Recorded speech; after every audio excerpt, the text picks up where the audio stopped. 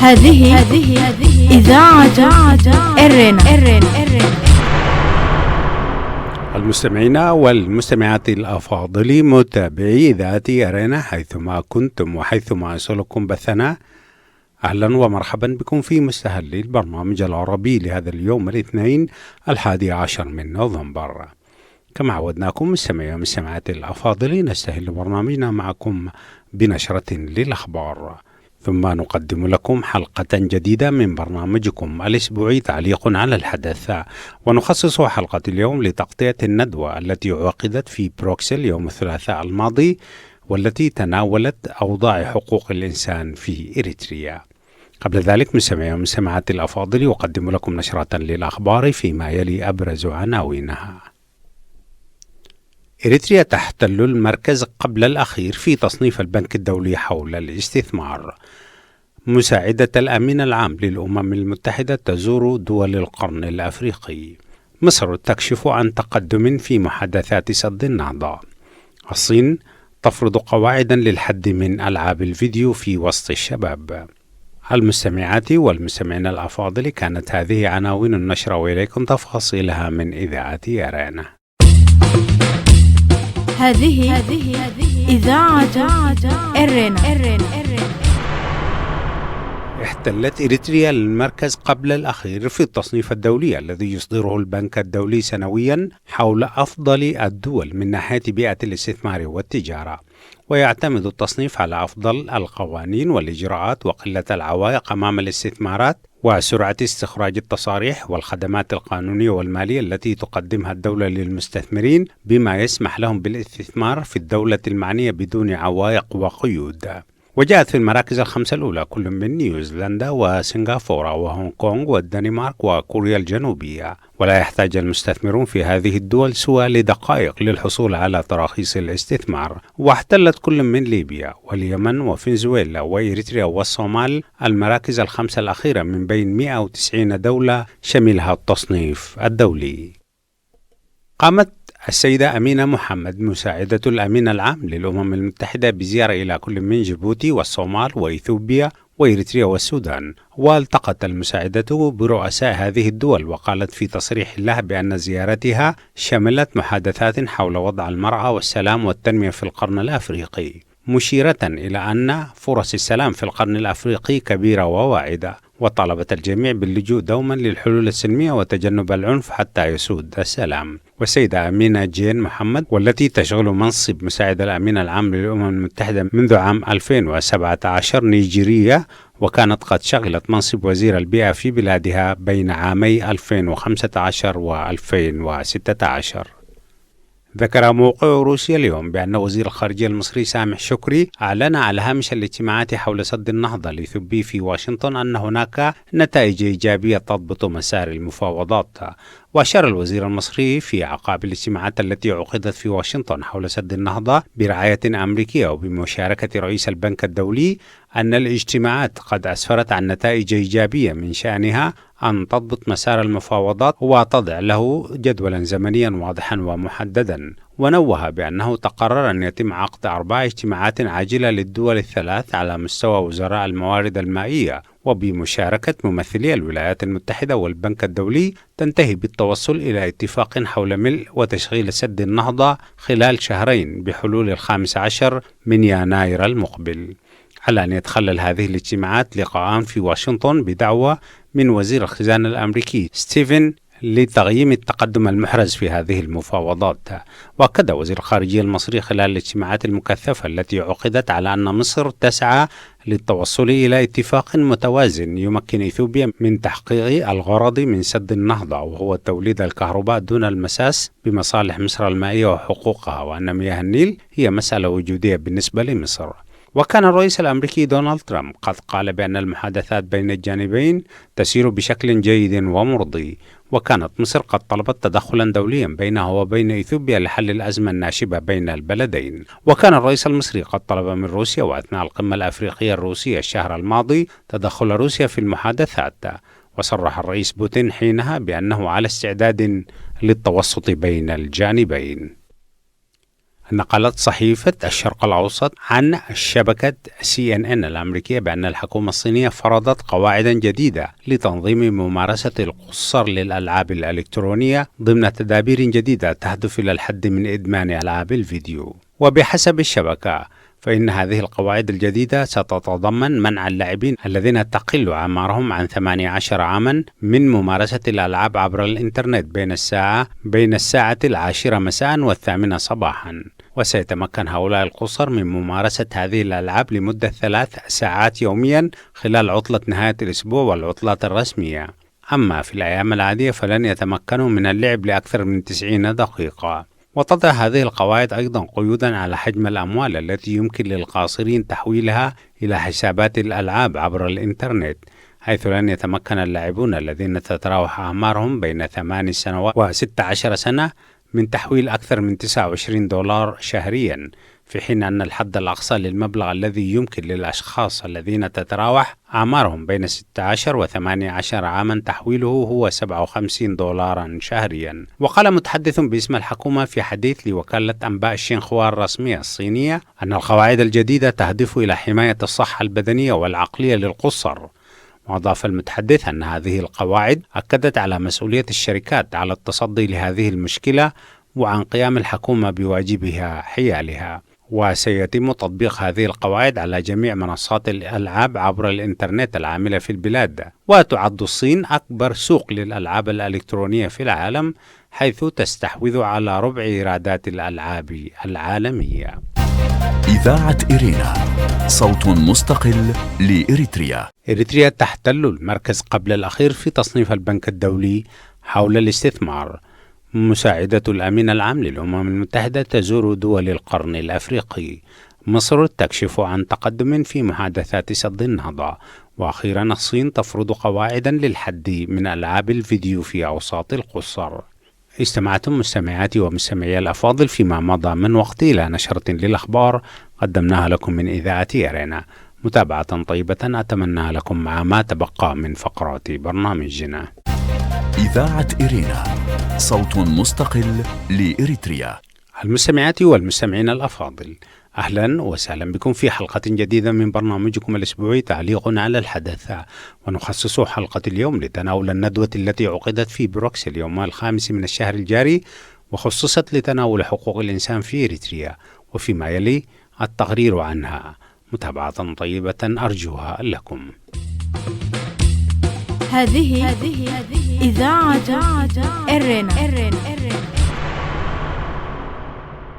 بموجب دعوة من حزب الشعب الأوروبي ونائبه في البرلمان السيد ديفيد ليغا وهو من السويد، وبمشاركة النائبة الأوروبية من حزب الخضر أليس باكونيكي، والنائب عبير الشعلان وهي عضو سويدي في البرلمان الأوروبي، والسيد لايف أوبرينك الأمين العام لمنظمة فري داويت، وهي منظمة مجتمع مدني سويدية تعمل من أجل إطلاق سراح الصحفي داويت إساق المعتقل في إريتريا منذ عام 2001، والصحفي السويدي بيورن تومبيك، وعضو من منظمة مراسلون بلا حدود فرع السويد. وأخيرا مشاركة السيد إبراهام زرعير رئيس جمعية بين انترناشونال، وهي جمعية صحفية إريتريا. وشاركت في الندوة أيضا المقررة لحقوق الإنسان في إريتريا السيدة دانيلا كرافيز. كما شاركت في الندوة كذلك الشابة بيتلهيم داويت، وهي ابنة الصحفي المعتقل داويت إساق. إذاعة إيرينا، صوت مستقل لإريتريا. افتتح الندوة السيد لايف أوبرينك، حيث رحب بالحضور وأشار إلى كتاب العمل الذي كتبه الصحفي المعتقل داويت إساق في عام 1988، وحكى فيه قصة لجوئه من إريتريا ووصوله إلى السويد أثناء كفاح إريتريا من أجل الاستغلال. وقال لايف أوبرينك أن الكتاب الذي أمامكم كتاب ذو قيمة كبيرة، لأنه لصحفي لم يعد قادرا على الكتابة للصحافة أو تأليف الكتب لسبب وحيد ومأساوي، هو أنه معتقل منذ عام 2001، ونحن لا نعرف عنه أي شيء منذ تلك السنة. ونحن ننظم هذه الندوة لتناول أوضاع حقوق الإنسان في بلاده، ونركز على الصحفيين بشكل خاص لأنهم ضمير الأمة الذي تحاول الحكومة في إريتريا إسكاته. وأحب أن أتقدم بالشكر الجزيل للنائب الأوروبي سيد ديفيد ليغا لتبنيه قضيتنا أمام البرلمان الأوروبي، وتوفيره كل مستلزمات عقد هذه الندوة في مقر الاتحاد الأوروبي. بعد ذلك تحدث النائب المستضيف ديفيد ليغا مرحبا بالضيوف، حيث قال أنه من دواعي سروري والتزامي أن أدعو إلى هذه الندوة بخصوص وضع حقوق الإنسان في إريتريا، وخاصة أوضاع الصحفيين المعتقلين، وخص هنا بالذكر ابن مدينتنا غوتنبرغ داويد إيساق والمعتقل مع رفاقه منذ عام 2001. وأرجو أن تكون هذه فرصة لتسليط الضوء على قضيته وقضايا معتقلي الضمير في إريتريا. بعد ذلك تحدث الصحفي السويدي بيورن تومبيك مشيرا إلى أن الجهود المكثفة التي تبذل من أجل إطلاق سراح داويد إيساق وزملائه، قائلا بأن هذه الخطوة تتم بهذا الصدد وضمن مؤسسة أوروبية كبيرة هي البرلمان الأوروبي. وأشار تومبيك بأن داويد إيساق يعد الصحفي الأوروبي الوحيد المسجون منذ فترة طويلة، وهو من الصحفيين الذين يعدون من معتقلي الضمير. هذه إذاعة إرينا. بعد ذلك أتيحت الفرصة لمفوضة حقوق الإنسان في إريتريا السيدة دانييلا كرافيز، وهي التي خلفت السيدة شيلا بيكي ثاروث في منصبها. وقالت المقررة بأن أوضاع حقوق الإنسان لم تشهد تحسنا كبيرا في إريتريا، حيث لا زالت كما هي، مشيرة إلى وفاة الشيخ موسى محمد نور ومعتقلين آخرين في السجون، مؤكدة بأن الحكومة الإريترية لا زالت في موقفها الرافض بتقديم أي متهم للعدالة أو حتى إتاحة الفرصة لمحامين أو أسر المعتقلين بزيارتهم، بل أن الكثير منهم لا زال يقضي عقوبته في ظروف حبس غير إنسانية حسب شهادات ناجين وهاربين من البلاد. وبخصوص القوانين، أشارت إلى أن الدستور الوحيد للبلاد والذي تمت صياغته في عام 1997 تم تعليقه بصورة دائمة، وليس هناك أي اتجاه لصياغة دستور جديد رغم ادعاءات الحكومة المتكررة. ومن ضمن المشاكل القانونية في البلاد، قالت المقررة بأن المحاكم وجهاز القضاء لا زال يخضع بصورة تامة للسلطة التنفيذية. وأخيرا، وفيما يتعلق بالخدمة الإجبارية، قالت المقررة بأن الوضع لا زال على ما هو عليه رغم ادعاء الحكومة أكثر من مرة بأنها سوف تعيد الخدمة إلى مداها الزمني البالغ 18 شهرا، ولكن حتى الآن ليس هناك ما يشير إلى ذلك. المستمعين والمستمعات الأفاضل، لازلتم تستمعون وضمن برنامج تعليق على الحدث على التقرير الخبري عن الندوة التي عقدت في الاتحاد الأوروبي في بروكسل في 5 من الشهر الجاري حول حقوق الإنسان في إريتريا. إذاعة إرينا، صوت مستقل لإريتريا. بعد ذلك أتيحت الفرصة للأستاذ إبراهيم زرعي من منظمة بين إريتريا، حيث تناول أوضاع الصحفيين المعتقلين في إريتريا، مؤكدا بأن منظمته توثق كل انتهاكات حقوق الإنسان المتعلقة بالصحفيين في إريتريا، خاصة ظروف الاعتقال والمعلومات الخاصة بالمعتقلين منذ عام 2001. وأشار إلى أنه في عام 2009 تم اعتقال مجموعة أخرى من الصحفيين من إذاعة بانا. وتقوم منظمة بين إريتريا بالتعاون مع المنظمات الدولية مثل بين انترناشونال وجمعية حماية الصحفيين ومنظمات أخرى بالعمل على المطالبة المستمرة بإطلاق سراح سجناء الضمير. هذه إذاعة إرينا. ثم تحدثت النائبة في البرلمان الأوروبي السيدة عبير الشعلان، وهي في الأصل من العراق وانتخبت هذه السنة في البرلمان الأوروبي من السويد، وقالت بأن أوضاع حقوق الإنسان يجب أن تحظى دوما بالاهتمام اللازم خاصة من النواب في البرلمان الأوروبي، وأن العمل على كشف الانتهاكات يساعد بدرجة كبيرة على المساعدة في حل المشاكل مستقبلا. وتحدثت أيضا النائبة أليس با كونكي، وهي أيضا من السويد وتمثل حزب الخضر في البرلمان الأوروبي، وقالت بأنها أصلا كانت صحفية، وأن العمل السياسي والصحفي يمكن أن يتكاملا للحد من انتهاكات حقوق الإنسان، وأن الصحافة يمكن أن تكشف الانتهاكات للمؤسسات والأفراد بما يمكن من الحد منها، خاصة في دولة مثل إريتريا يجهل الناس الكثير عنها نتيجة ظروف التعتيم المفروضة عليها. بعد ذلك أتيحت الفرصة للشاب بيتلهيم داويد إيساق، حيث قرأت مقطعا من كتاب أبيها، وفيها يشير إلى تجربته في الغربة واللجوء وتجارب حياته السابقة في إريتريا. والكتاب تحت عنوان الأمل، وهو مترجم إلى اللغة الإنجليزية والسويدية والألمانية. وقرأ الأمين العام لمنظمة فري داويد لايفو برينك أيضا قصائد لداويد كتبها قبل فترة طويلة. بعد ذلك فتح باب النقاش، وقدم السيد برينك أسئلة للمشاركين تركزت حول ما يمكن عمله من أجل حقوق الإنسان في إريتريا. وأكد الجميع في ردودهم بأن الجهد يجب أن يركز أولا في التنوير والإحاطة بالأمر، ثانيا ممارسة الضغوط على أصحاب القرار على مستوى الدول والقارة الأوروبية بشكل خاص، وأن العمل ضمن البرلمان بهذا الخصوص مهم جدا. يضاف إلى ذلك أن مثل هذه الندوات تمثل خطوة مهمة.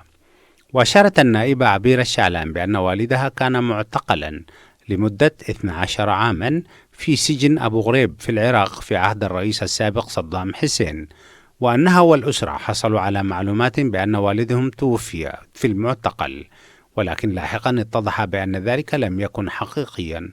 وقالت بأنها تشارك أسرة داويد إساق المشاعر المؤلمة والخبرة المتعلقة بالاعتقال وظروفه، وأن هذا يساعدها على بذل جهد أكبر بهذا الخصوص.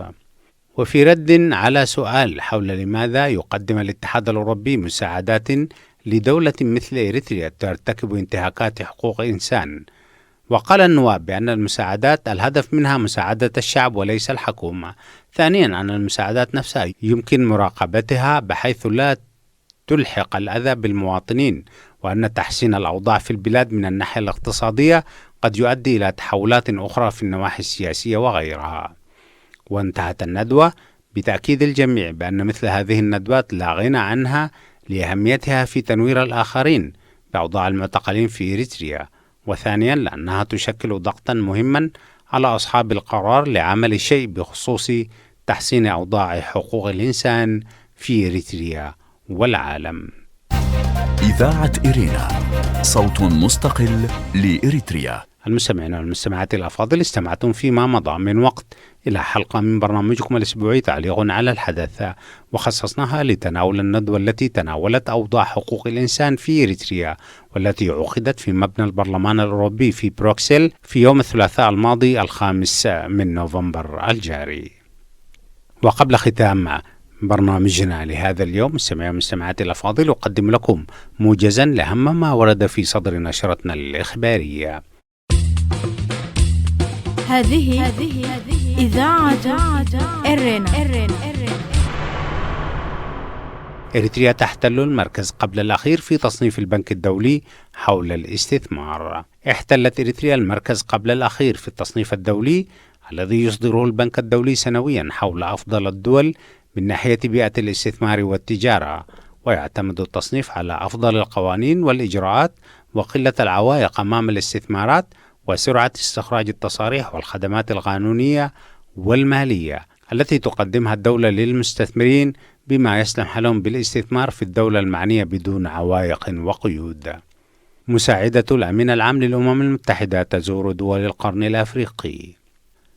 قامت السيدة أمينة محمد مساعدة الأمين العام للأمم المتحدة بزيارة إلى كل من جيبوتي والصومال وإثيوبيا وإريتريا والسودان، والتقت المساعدة برؤساء هذه الدول، وقالت في تصريح لها بأن زيارتها شملت محادثات حول وضع المرأة والسلام والتنمية في القرن الأفريقي، مشيرة إلى أن فرص السلام في المنطقة كبيرة وواعدة. مصر تكشف عن تقدم في محادثات سد النهضة. ذكر موقع روسيا اليوم بأن وزير الخارجية المصري سامح شكري أعلن على هامش الاجتماعات حول سد النهضة الإثيوبي في واشنطن أن هناك نتائج إيجابية تضبط مسار المفاوضات. وأشار الوزير المصري في أعقاب الاجتماعات التي عقدت في واشنطن حول سد النهضة برعاية أمريكية وبمشاركة رئيس البنك الدولي أن الاجتماعات قد أسفرت عن نتائج إيجابية من شأنها أن تضبط مسار المفاوضات وتضع له جدولا زمنيا واضحا ومحددا. وأخيرا، الصين تفرض قواعد للحد من ألعاب الفيديو في أوساط القصر. نقلت صحيفة الشرق الأوسط عن شبكة CNN الأمريكية بأن الحكومة الصينية فرضت قواعدا جديدة لتنظيم ممارسة القصر للألعاب الإلكترونية ضمن تدابير جديدة تهدف إلى الحد من إدمان ألعاب الفيديو. كان هذا مستمعي ومستمعاتي الأفاضل موجزا لأهم ما ورد في صدر نشرتنا الإخبارية لهذا اليوم. وبهذا القدر نكون وإياكم قد وصلنا إلى نهاية فقرات برنامجنا، وأذكركم دوما بأنكم يمكنكم الكتابة إلينا والتواصل معنا على البريد الإلكتروني arabicarena@gmail.com. وحتى الملتقى بكم في حلقة جديدة من برنامج تعليق على الحدث والبرامج الأخرى لإذاعة إيرينا. لكم من محدثكم فتحي عثمان ومن زملائي في الإذاعة أطيب التحايا، ودمتم في رعاية الله وحفظه. هذه إذاعة إيرينا.